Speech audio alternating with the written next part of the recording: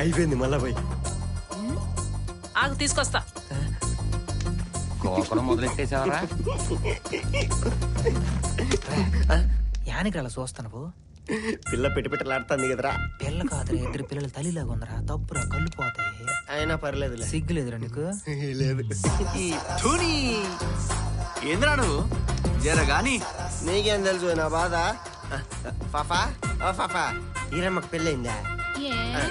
ఏం లేదు, వాళ్ళ మగుడు ఆడని ఉన్నాడేమో అని. దాని వాళ్ళకం చూస్తుంటే అర్థం కావట్లా. ఈయన దెబ్బకు వాళ్ళ ఆయన ఇప్పుడు శంకర్గిరి మానేలు చెక్ చేస్తుంటాడు.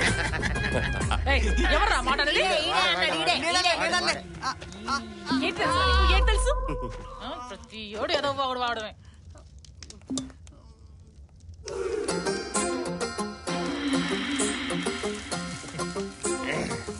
ఈరమ్మ, నీ అమృతమైన చేతులతో చీకు మొక్కందుకోవా? పాపా ఒకటి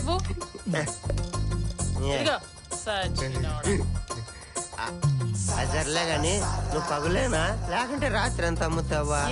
నువ్వు వచ్చి కొంటావా? నువ్వు అమ్మలే గాని యాజాము నేను వచ్చి కొంటా. అబ్బో అంత గొప్ప మనగాడివా? అది చూస్తా. అక్క, తెలియనోళ్ళతో మాట్లాడేస్తున్నావు. ఇంటికి ఎవరై ఇళ్ళు? అవును కదా. ఎవర్రా మీరు?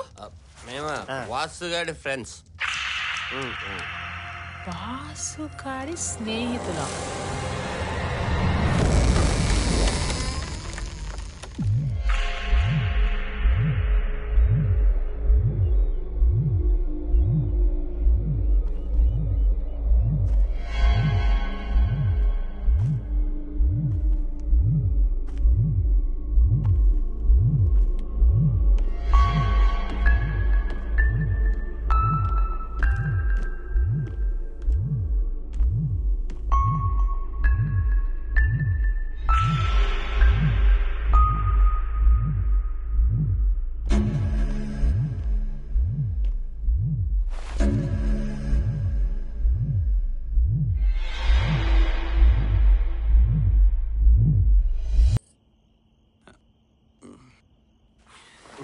ఇంకలేదులా ఏంట గోళ?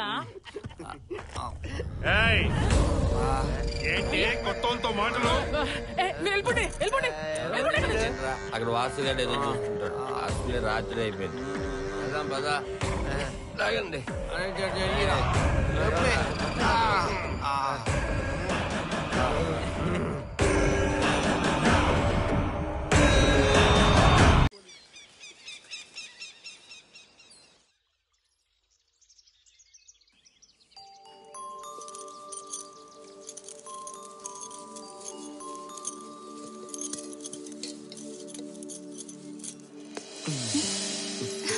నేను సర్దుతాను. ఆహా, కూర్చో. ఇప్పుడు అయ్యగారు సర్దుతారు, బానే ఉంటుంది. రేపు డ్యూటీకి వెళ్ళాక ఎవరు సర్దుతారు? ఇక నుంచి అయ్యగారు డ్యూటీకి వెళ్ళరుగా.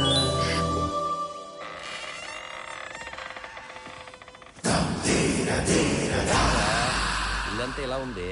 దెయ్యాలు కొంపలుగా ఉంటాయి కదా. ఏంటి ఏం రోయ్, నీకు బాగా ఎక్కువైనట్టుండదే. మరి వాసా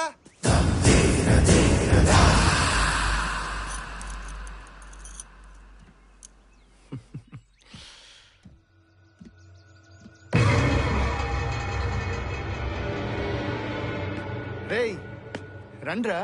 ఏందిరా కొంపంతా ఇట్టపాటు పడిపోయి ఉండదే? ఎందో ఒక్కతే ఎంత పని చేస్తుందిరా. ఏం సిక్కు అంతలా భయపడుతున్నావు?